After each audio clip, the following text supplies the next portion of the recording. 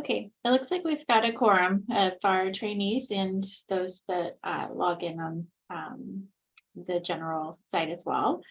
So welcome everybody to our next to last Neonatal Hemodynamics Foundations Curriculum Series lecture. A couple of housekeeping things first. Number one, please, if any of you in the general audience have any questions, make sure to put them in the Q&A box. It's near the chat box, and the chat box can sometimes get filled with other things. And so the Q&A is a really good place for our speaker to be able to see those questions and for us to be able to moderate them. Additionally, we are really interested in getting some feedback about the series in general, and then there are specific speakers as well. So please, I'll put this back up at the end of the lecture, but please take the QR code and fill out your evaluation after the end of the session. Again, I'll put it back up later. It is my pleasure to introduce our speaker for today's session.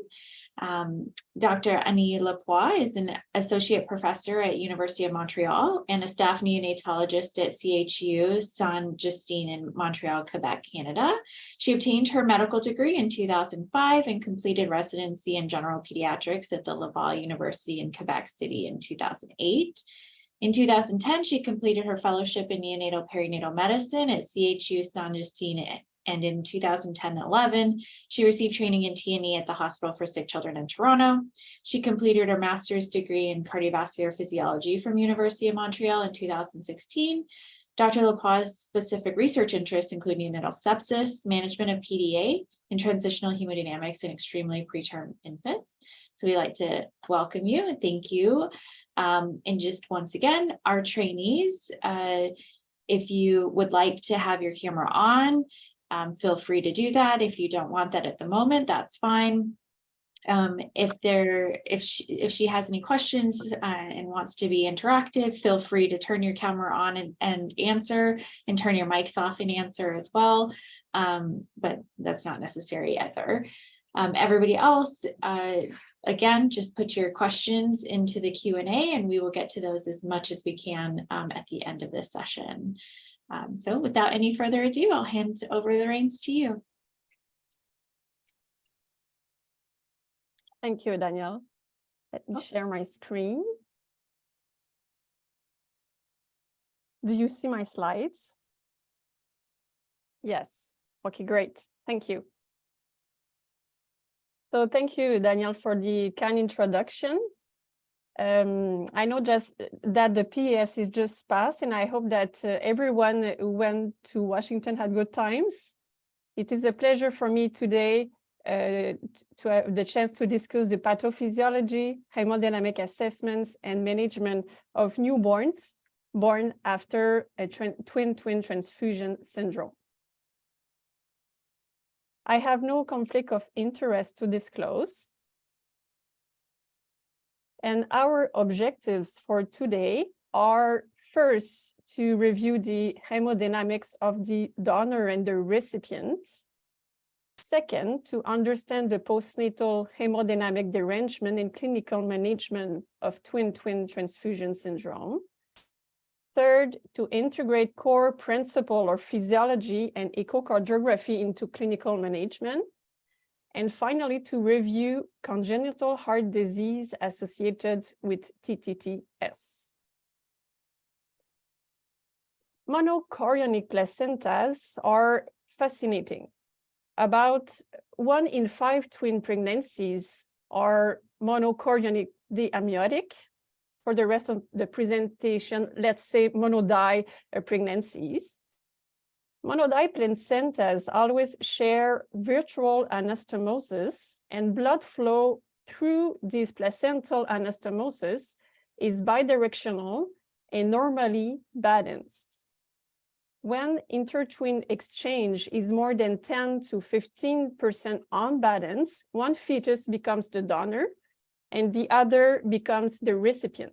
That's the start of the TTTS presentation. The condition may stay stable, regress, or evaluate to a severe condition with high risk of fetal mortality or severe complication. It is primordial to define the chronicity of twin pregnancies, as the follow-up need to be adapted. In current practice, the prevalence of TTTS is 1 to 3 per 10,000 births. It complicates around 10% of monodi twin pregnancies. TTTS may develop at any time during pregnancy, and if it occurs before 13 to 14 weeks gestation, the syndrome is often undiagnosed and terminates in single or dual demise. In second trimester, particularly between 16 to 26 weeks gestation, amioreduction or laser therapy can be offered. The last brought major improvement in outcomes since its apparitions 2 decades ago. The syndrome is suspected when there is apparition of an amniotic disturbances in a monodi pregnancy.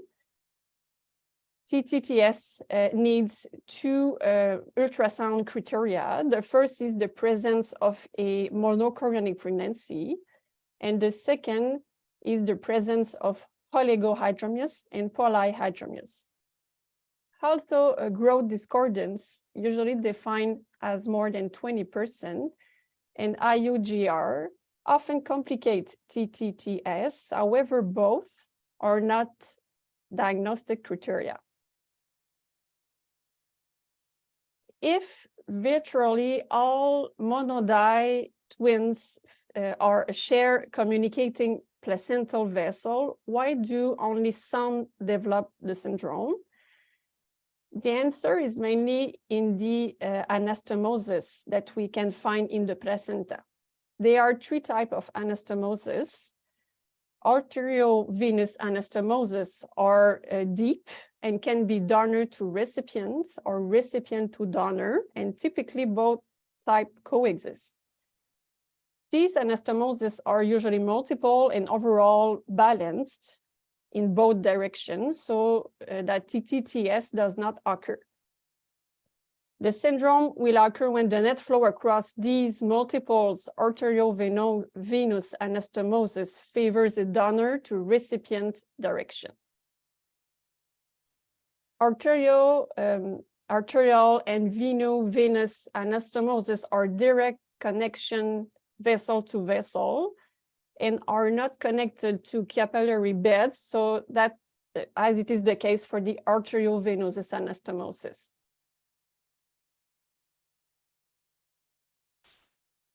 In TTTS, the chronic blood reduction in the donor induce an upregulation of the renin-angiotensin system. The recipient twin faces a high blood volume combined with a paradoxical activation of his renin-angiotensin system because of the transfer of effectors such as angiotensin II through the placental shunts. This leads to an increased systemic vascular resistance, elevated blood pressure, and subsequent fetal cardiomyopathy in the recipient. Both ventricles are affected, leading to cardiomegaly, ventricular hypertrophy, and atrioventricular valve regurgitation when myocardial function fails.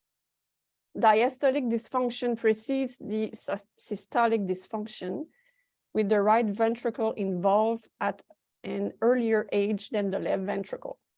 We will see later right ventricle outflow tract obstruction and pulmonary stenosis may be observed in the recipient.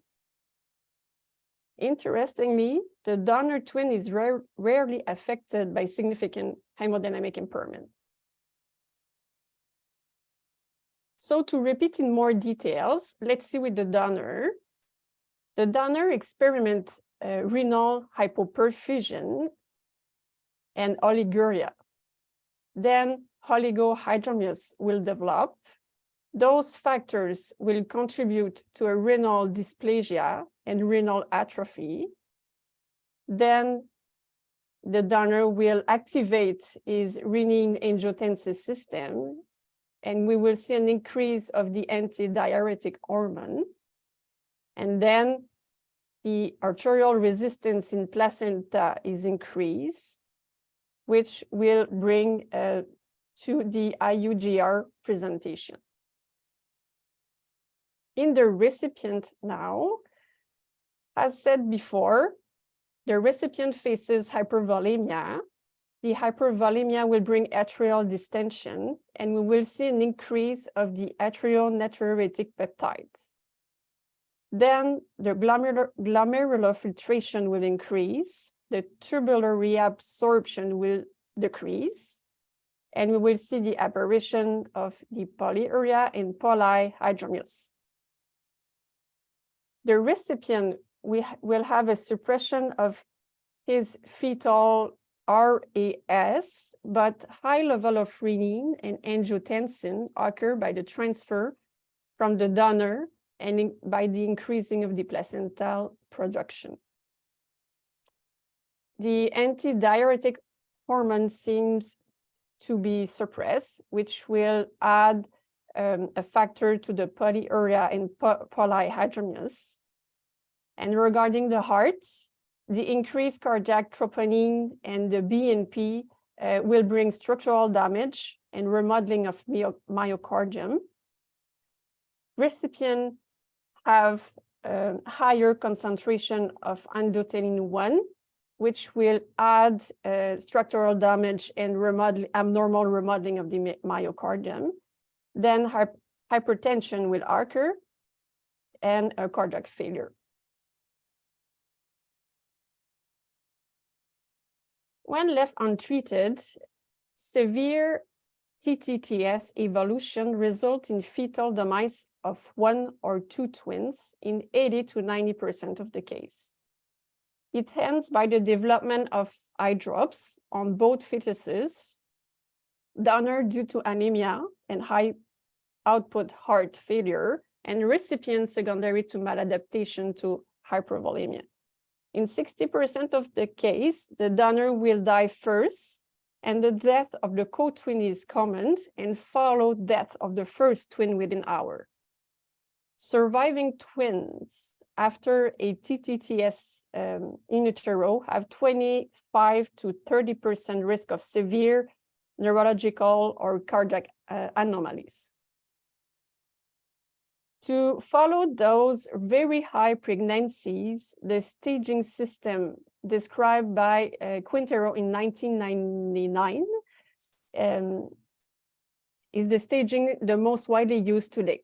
It is simple and facilitates referrals and communication between healthcare providers. Stage 1 describes the amniotic fluid volume discordance. The donor hypovolemia is mild and urine production is still adequate. The bladder fills is still visible in this twin. Once the oliguria occurs and the bladder is no longer observed to fill, the disease is classified as stage 2. In stage 3, abnormal Dopplers can be seen, indicating high systemic vascular resistance and or a failing heart.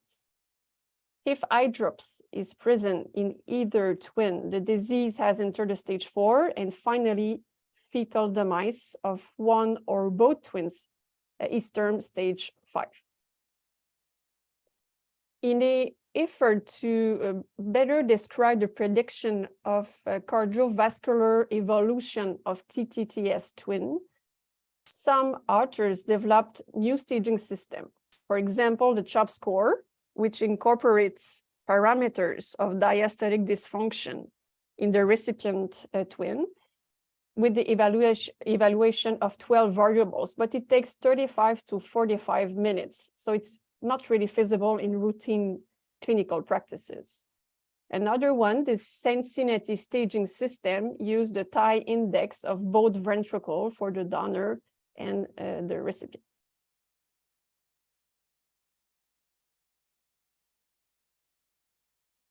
The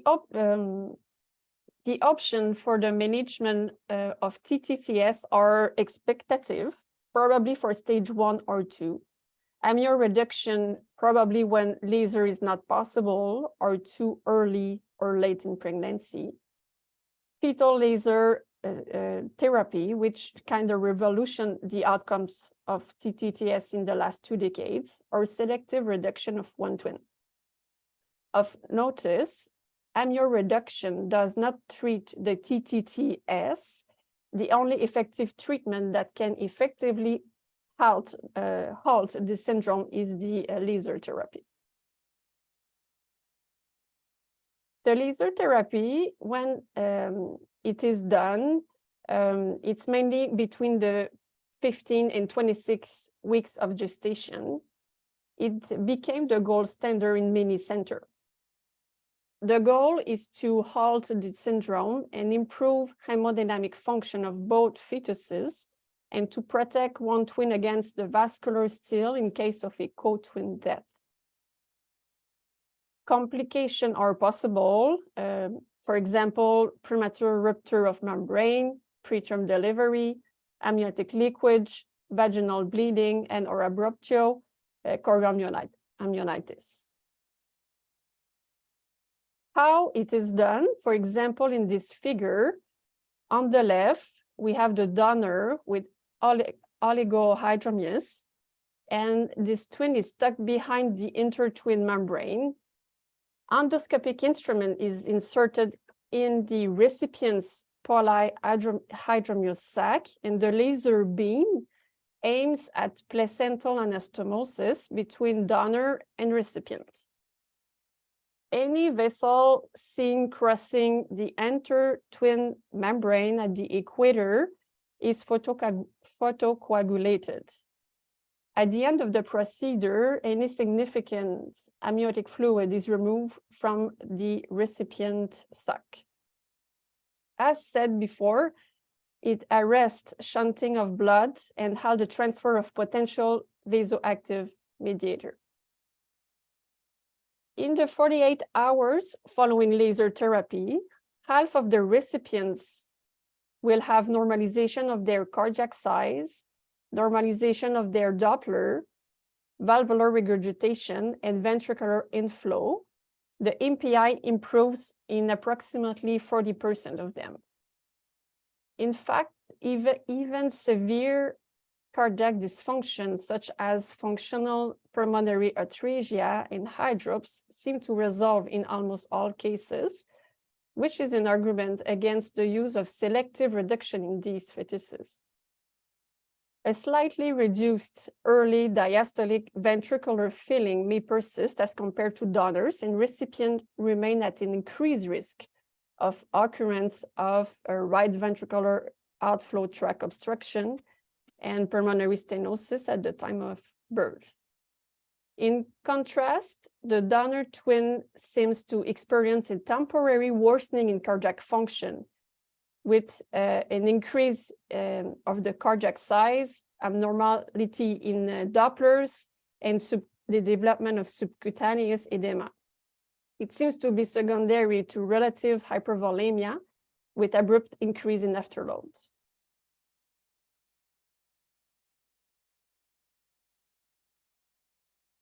There are mixed results in survival after laser therapy, and several reasons may explain that. This is an invasive technique. Many of those twins are delivered premature. Some fetuses are too sick to be able to recover from the procedure. Sometimes there is persistence of anastomosis. The placental share of some donors is too small, and placental vascular resistance is really high and can worsen the cardiac function, leading to hydrops in this twin. Advanced disease in the recipient can be worsened with the laser therapy, secondary to an exaggerated cardiovascular response. Overall, in clinical trials, survival of at least one twin after laser therapy varies from 70 to 90%. sometimes we have failure of laser therapy in the twin-twin transfusion syndrome. There is 5% risk of recurrence. We can sometimes observe a reverse TTTS, so the donor becomes the recipient and the recipient becomes the donor. And sometimes we can see the apparition of a TAPS syndrome, which is a blood discordance without the hallmark of the TTTS. We don't go into detail today. It was mainly focused on the TTTS, but sometimes this is something we see after laser therapy. So we need to monitor the fetal cardiac function in fetuses with twin-twin transfusion syndrome. So the cardiac dimension need to be followed. Cardiac function, of course. Obstetrician can do MOD, MPI, strain when it is available. For example, here at St. Justine, we don't do strain yet, but it is described. We need to monitor the left and right ventricular inflows. We need to detect congenital heart disease because they are at higher risk, and we will see later. And of course, Doppler of umbilical vein in ductus venosus, which can give clues about the right atrial pressure. So congenital heart disease are more frequent in both twin, the donor and the recipient. For the recipient, the volume overloads and increased afterloads will increase the pulmonary and aortic velocities, cardiomegaly develops, and atrioventricular regurgitation occur. There is then a progressive biventricular cardiac hypertrophy, diastolic dysfunction, and poor RV function will follow. The pathophysiology of the development for the right ventricular outflow tract obstruction in recipient is explained by altered flow across the pulmonary valve with a progressive dilation of the right ventricle, diastolic dysfunction, and worsening of the atrioventricular valve incompetency. This reduces the flow across the pulmonary valve, leading to a pulmonary stenosis, pulmonary atresia, or pulmonary insufficiency. The failure of the right ventricle through non-compliance or diastolic dysfunction can be demonstrated by the follow-up in the ductus venosus Doppler. As the dysfunction progresses, the diastolic waveform will fuse and the Doppler inflow will regress, supporting the notion that the right ventricle outflow tract obstruction is caused by a diminished forward flow through the right heart. There are some mediators also involved, ANP, antidiuretic hormone, endothelin-1, angiotensin-2, VEGF, are all have been described with a certain role in the development of the RVOT and pulmonic stenosis in recipient. For the donor, although the structural heart disease is less commonly observed prenatally, these babies appear to be at a greater risk of coarctation of the aorta. Their mechanism of coarctation in the donor twin is thought to be related to the relatively hypovolemic state, which results in reduced blood flow through the aorta and reduced growth of the aortic arch. So now in general, TTTS twins have more congenital heart disease. They have 9% or 12-fold higher risk than the general population. This is a complex interaction among multiple variables. For example, right from the beginning, by unequal division of the inner cell mass, disturbance of laterality, and by phenotyping variability of the same genome, result in discordant cardiovascular anatomy. Also, growth of fetal cardiac structure is dependent on the blood flow through them. Some mediator also are may be involved, have been described involved, for example, VEGF or angiotensin II. TTTS twins have more also ASD and VSD, probably by ischemic necrosis or excessive natriuretic proteins. And again, just to repeat, the recipient have more right ventricular outflow tract obstruction, and the donor more left-sided obstruction lesion.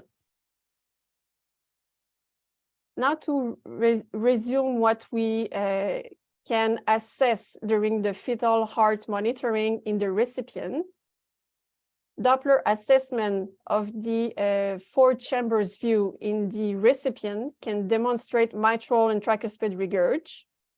We can have abnormal MPI or tie index, decreased systolic function with a decreased shortening fraction, abnormal EA ratio in both ventricle, mainly decreased, abnormal speckle tracking, abnormal Doppler waveform, and RV hypertrophy, which lead to pulmonary stenosis and pulmonary atresia.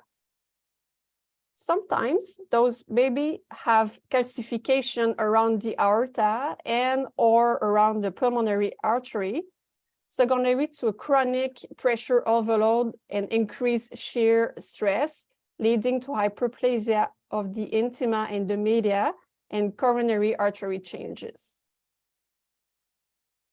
In donor, tricuspid regurg may be seen, but it's not frequent. However, when it is present, it tends to be severe. MPI tends to be low, maybe reflecting a hypotensive state. Shortening fraction can be decreased. EA ratio in both ventricle can be decreased too. Abnormal speckle tracking can be also abnormal.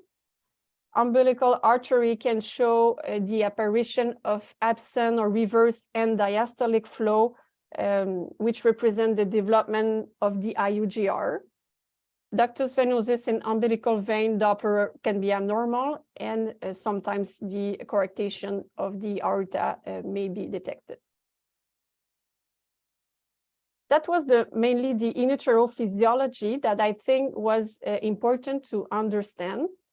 What we see postnatally takes its origin in the antenatal cardiovascular disturbance. After birth, the recipient is more often the seeker.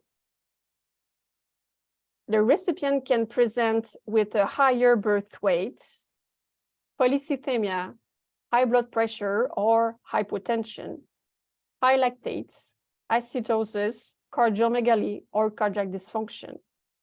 Maybe HIE presentation if the transition after birth did not go well, or sometimes we can have high drop presentation.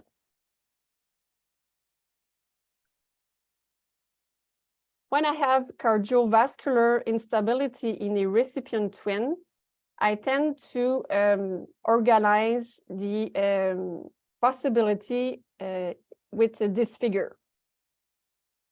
Are we facing a critical pulmonary stenosis or pulmonary atresia that need to be detected by an echocardiography after birth? And we need to adapt the management. Is it the presentation of a severe hypertrophic cardiomyopathy? It needs also to be detected and management to be adapted. Is it a severe diastolic or systolic dysfunction? Or is it the presentation of a PPHN? For the PPHN presentation in recipient, mechanism is unknown. However, hypotheses are difficult transition after birth, polycythemia, chronic volume overloading that induce shear stress in vessels, or mechanical strain, maybe constrictive mediators such as angiotensin II and endothelin may play also a role.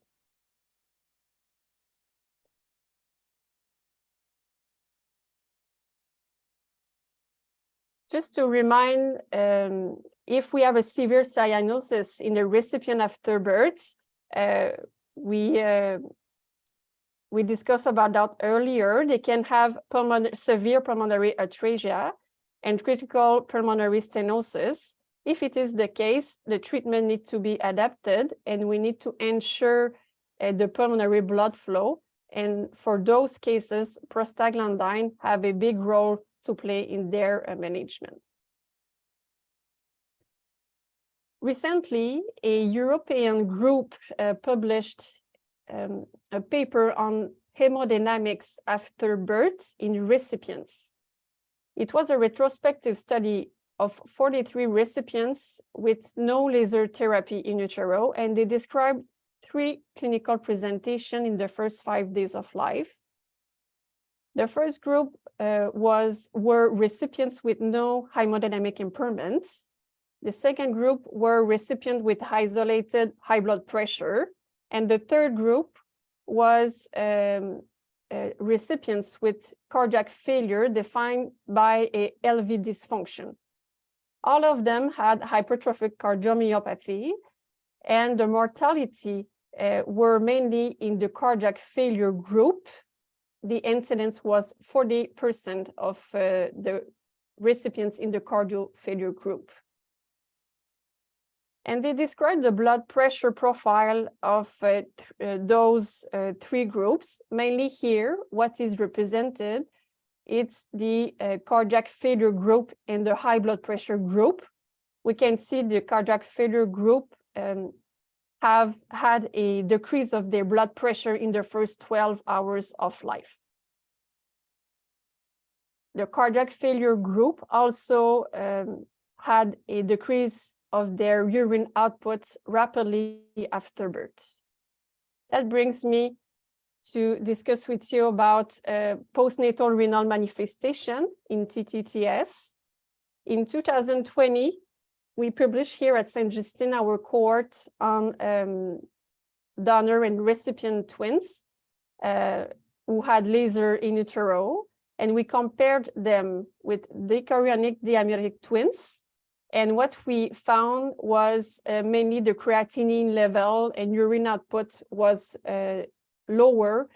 The creatinine level was higher, and the urine output was lower in the TTTS group, and it tends to improve around 2 weeks of life. Activation of the RAS in donor and paradoxical increase of the RAS by the transfer to the donor to the recipient cause hypertensive microangiopathic changes and loss in density of proximal tubules. Okay, that was the first part of the presentation. Now for the next part, I tried to incorporate clinical cases with some important physiologic points to discuss.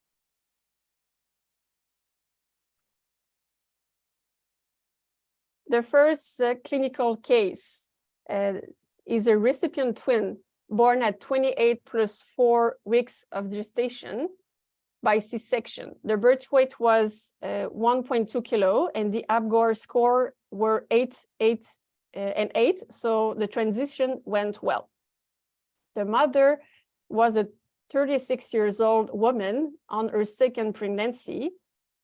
The first echo during the first trimester, the twins were described monodi with no sign of TTTS initially. The echo done in the second trimester at 22 weeks of gestation, morphology of both twins were normal, no sign of TTTS and no sign of TAPS syndrome. However, at 28 plus 2 weeks of gestation, oligopoly sequence was seen. The twin A had cardiomegaly and twin B had abnormal Dopplers. So betamethasone was given to the mother, and the twins were born 2 days later. the recipient was doing well initially. He needed LISA and was then intubated at 12 hours of life for high FI2 requirement. Ventilation was what we expected, PEEP of 7, and blood gas was also what we can expect in a 28-weeker intubated. However, during the first night, this baby had a persistent hypoxia despite 100% of oxygen. And the medical team at that time tried nitric oxide and HFO, and it did not change something, and it was not tolerated. This baby underwent hypotension and was given 2 boluses of normal saline.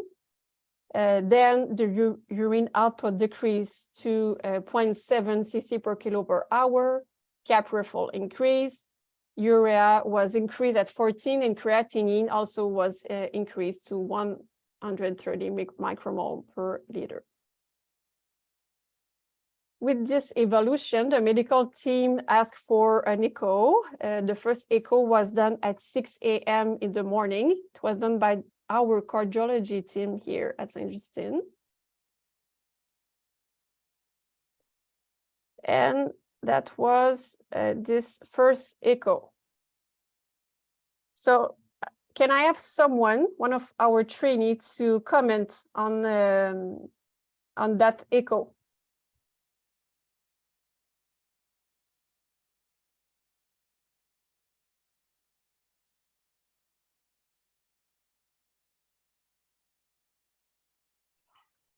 If there is no volunteer, go, Carolina.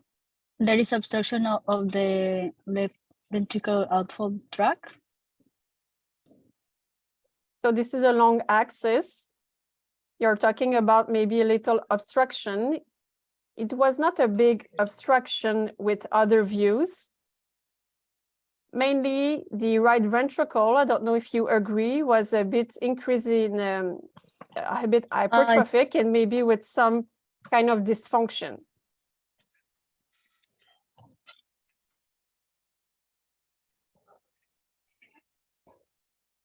So we then had a short axis view.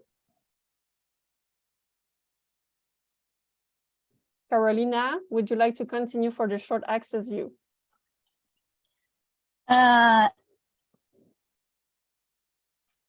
Yeah, well, I see as well hypertrophy of the right ventricle. Well, there's no Doppler, but we can see that the curvature it's flattened. Yes, so from the short axis view, the right ventricle is like obvious now.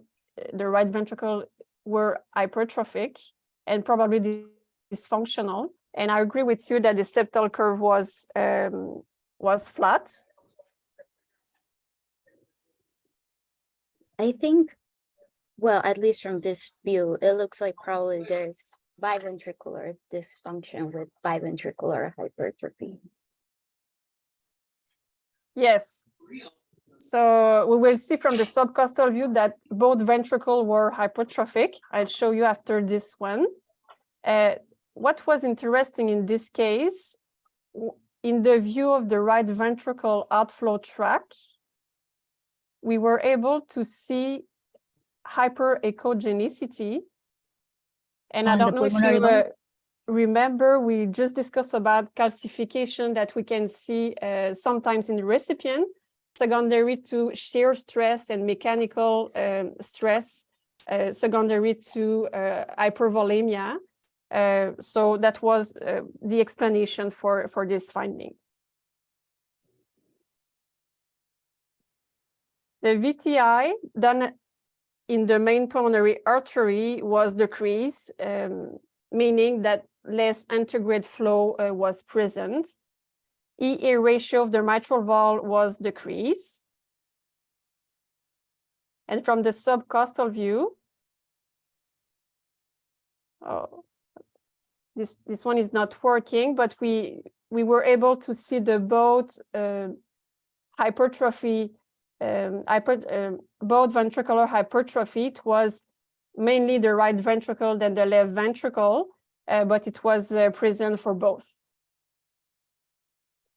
So the conclusion of this echo was a severe biventricular hypertrophy, right ventricle more than the left. Shortening fraction was normal by mode. The right ventricle was with dysfunction, systolic and diastolic. The PFO was right to left. The septal curve was flat, type 2, with a dyskinetic intraventricular septum. No PDA was seen. Small TR was noticed, probably reflecting the right ventricle dysfunction. The TR was described small. No intragradient, cardiac gradient. Type C was decreased at 4. Right ventricular output also decreased at 50, which is low. EA ratio of both ventricles was decreased, and calcification of the anterior pulmonary annulus in anterior infundibulum was described. The medical team at that time decided to start dobutamine, mainly to really help the right ventricle function. We can argue that when we have a severe biventricular hypertrophy, the start of inotrope sometimes can bring deterioration of this patient. However, for this patient, it really helped, but that was the choice at that time. And they started also nitric oxide at 20 ppm. That was the blood pressure profile of this patient in the first 30 hours of life. Initially, this recipient have high blood pressure, and it was quite unstable, variable, until a decreasing in probably hypotension for the medical team at that time. And they did the echo and decided to start the dobutamine, increase the dose to 10, and it was more stable after. The echo done 5 hours after the start of dobutamine showed an increased TR at 20 millimeter of mercury, higher than the first, probably reflecting an improvement of the right ventricle. Intraventricular septum was still dyskinetic. Right ventricle was still hypertrophic. Type C was a bit better. EA ratio of both ventricle was a bit also improved, and E on E prime under mitral valve was decreased.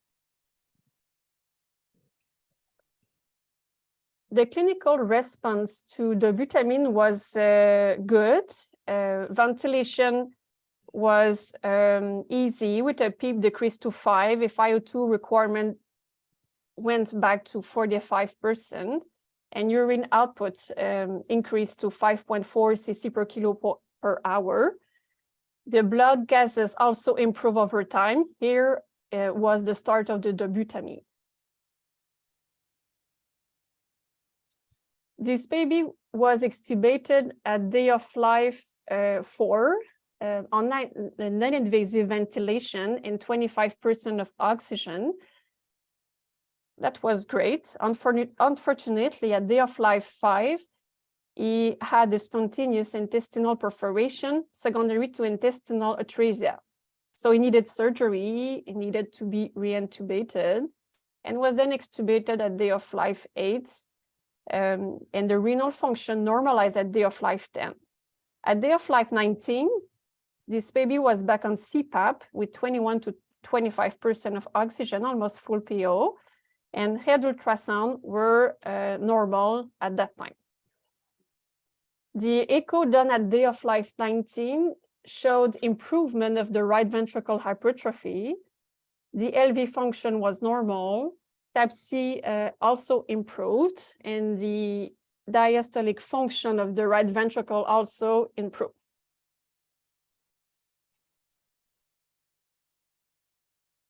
So this evolution makes me to introduce the cardiac manifestation after birth and a relation with a brain injury. Recipient or donors are described in this paper in 2019. This is a prospective study, and they compare recipient and donors with brain injury or no brain injury.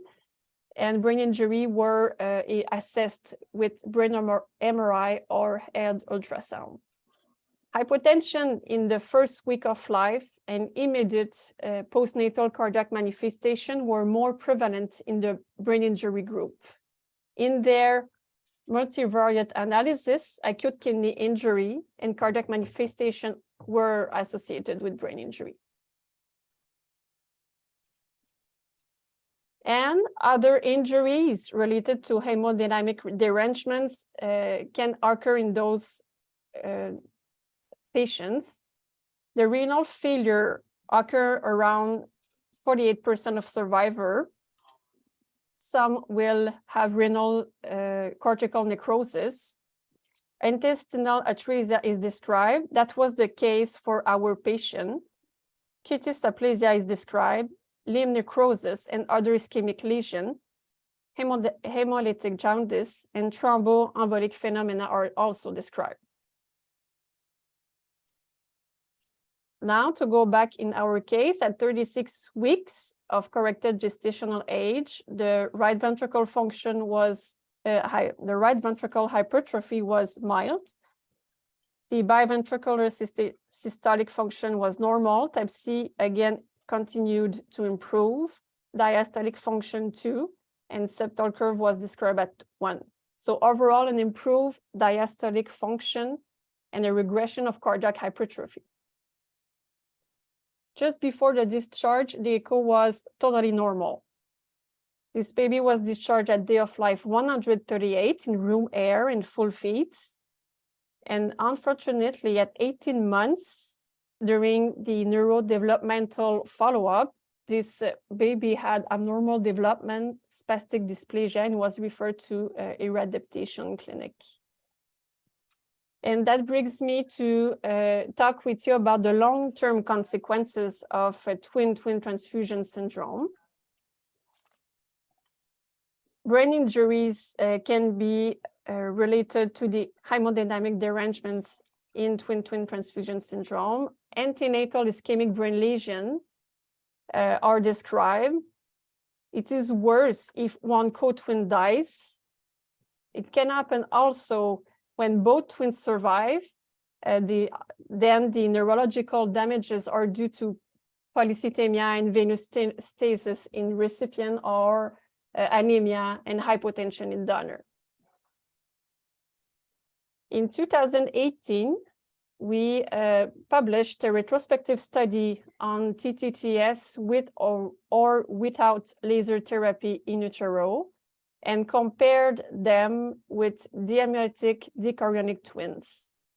What we saw is that at 18 months of corrected gestational age, TTTS twins without in utero laser had worse neurodevelopmental outcome. And when laser was done, no significant difference compared to the diamniotic dichorionic twins were found. We think that the hypothesis plausible is that laser therapy, by improvement of cardiovascular disturbances, seems to improve also the long-term neurodevelopmental outcome. Another long-term consequences of TTTS is the chronic systemic hypertension. It was described that at 2 years old, they still have high systolic and diastolic blood pressure compared to a normal cohort. However, it was reassuring that at 10 years old, when they had the chance of having laser therapy during the pregnancy, they tend to normalize their blood pressure and the cardiac function. The hypothesis to explain that is the exposition to angiotensin II and endothelin 1 would increase shear stress on the vascular endothelium, causing vasoconstriction and vessel remodeling. Now, I have a second case. this one is quicker, and I think we have time to do it and have a couple of key point discussion. This is again a recipient born at 26 plus 2 weeks of gestation for an aggressive stage 3 TTTS evolution. Betamethasone was given. Birth weight was 780 grams. He was intubated for RDS and received surfactant. Hypotension occurred initially and received 2 boluses. And this recipient also had acute renal injury with oliguria and high creatinine. The first echo done in the first 24 hours surprisingly showed a large PDA with a bidirectional shunt, reverse flow in aorta, some kind of hemodynamically significant PDA, but the biventricular function was normal and no cardiac hypertrophy was found.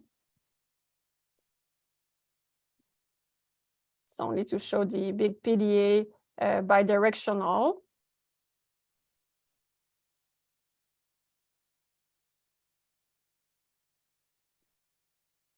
Then the evolution of this 26-weeker was, I can say, typical with no major complication. He was described to have a persistent murmur that was attributed to a persistent ductus arteriosus. At day of life 60, he had a cardiac echo at 35 weeks of corrected gestational age. And what I show you here, it's mainly the right ventricle outflow tract. And when we put Doppler color, mainly in the subcostal view, we saw some acceleration in the right outflow tract. And this baby had a pulmonary stenosis that was present with a gradient around 53 millimeters of mercury. The narrowing was mainly at the level of the valve. And in the gradation of pulmonary stenosis, this baby was described with a moderate pulmonary stenosis with a pressure gradient of 40 to 80 millimeters of mercury, and the RV systolic pressure was above half systemic pressure. And that brings me to talk with you about the distribution of right ventricular outflow tract anomalies after birth. In 2015, Michel Felder described what we can expect when we have a recipient with right ventricular outflow tract abnormalities in utero. He found that when we have pulmonary insufficiency, it tends to normalize. When we have pulmonary stenosis, it tends to stay after birth. And when we have pulmonary atresia, some of them will resolve and some will stay with their pulmonary atresia. So speculative, it is possible that circulating peptides may impact pulmonary valve morphogenesis. For example, angiotensin. Angiotensin receptors exist throughout the developing heart. And we know that angiotensin levels are elevated in recipient twins, but it stays an hypothesis for the moment. So this baby was discharged at day of life 159 at 49 weeks of corrected gestational age on home oxygen. The pulmonary stenosis never needed intervention. So now in the follow-up, the pulmonary stenosis is mild. Neurodevelopmental outcomes was also bad for this baby with this spastic dysplasia and neurosensorial deafness. Okay, so that was it. In conclusion, TTTS twins have a unique physiology that starts in utero and dictates postnatal presentation. Recipients are often sicker and can present with hypertrophic cardiomyopathy diastolic and systolic dysfunction, pulmonary atresia, pulmonary stenosis, or PPHN. Laser therapy had improved outcomes in the last 2 decades. Echocardiography, of course, after birth, help in the understanding of what is the underlying physiology. And TTTS twins have more long-term neurodevelopmental outcome, bad neurodevelopmental outcome, chronic systemic hypertension, and potential altered renal function.